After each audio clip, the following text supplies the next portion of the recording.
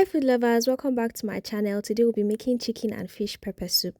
First thing is adding your washed chicken to your clean pot, and then I added in some diced onions, minced garlic and ginger, and I seasoned with some salt and beef seasoning.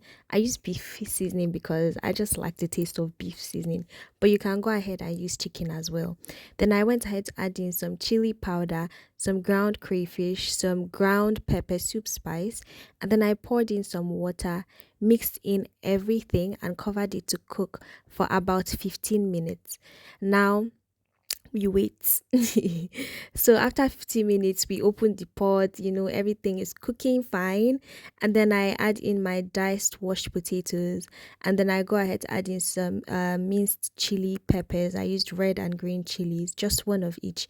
Then I went ahead to add in some Cameroon pepper, some more pepper soup spice, and then I mix this in properly before adding in my fish, because you don't want the fish breaking inside. You put it in last.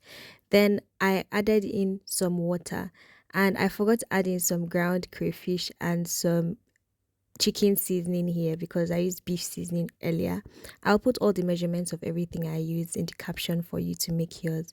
So after mixing everything carefully and properly, we wait again.